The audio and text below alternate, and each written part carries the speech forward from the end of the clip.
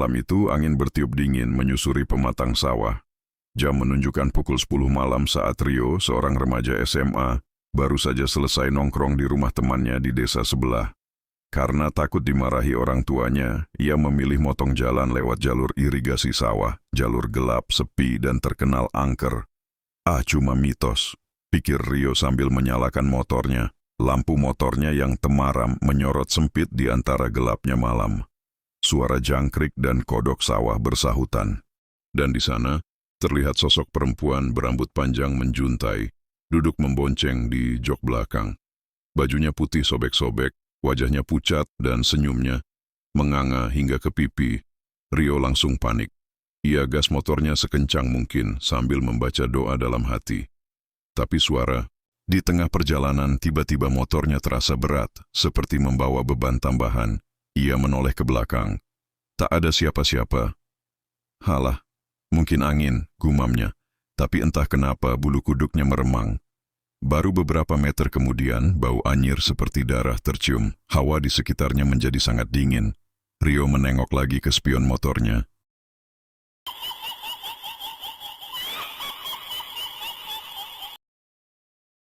Tertawa cekikikan mulai terdengar dari belakangnya.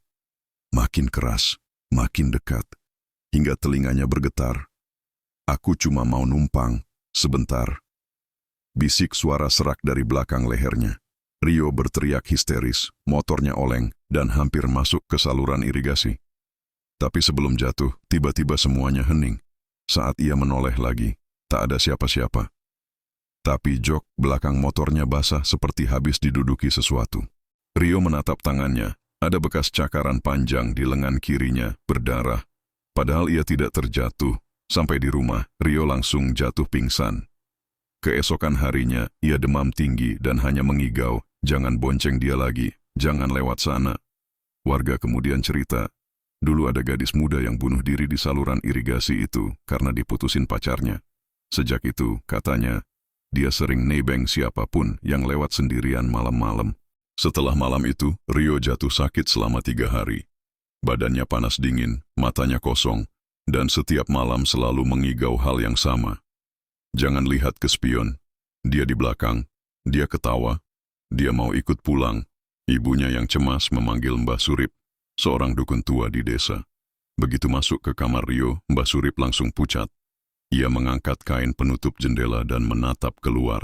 Wong iki, dibuntuti makhluk ireng, dia belum selesai. Malam keempat, sekitar pukul 1 dini hari, Rio mendadak bangun dan menjerit histeris. Ibunya berusaha menenangkannya, tapi Rio justru lari keluar rumah, langsung ke arah motornya yang diparkir di belakang rumah. Tanpa sadar, ia naik motor dan menyalakannya. Mesin menyala sendiri, padahal kunci belum dimasukkan. Tiba-tiba, brak. Motor Rio melesat sendiri tanpa dikendalikan, masuk ke arah jalan irigasi lagi. Warga yang melihat kejadian itu mencoba mengejar, tapi motor Rio lenyap dalam kabut putih yang tiba-tiba turun dari tengah sawah.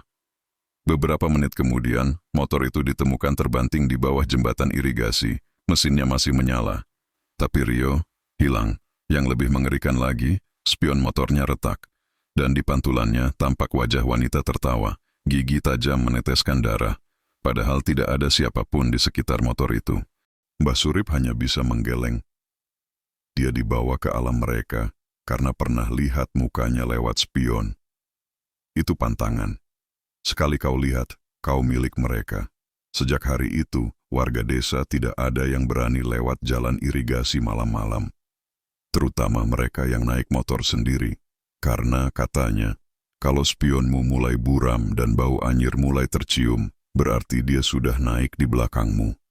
Dan jangan pernah lihat ke spion, karena kalau kau melihatnya, dia akan senyum dan membawamu masuk ke dunia mereka. Dan Mbah Surip berpesan, jangan lupa kita harus permisi ketika kita melintasi. Sekiranya tempat itu angker atau bunyikan bel motor, tanda kita izin numpang lewat agar kita tidak diganggu penunggu daerah situ.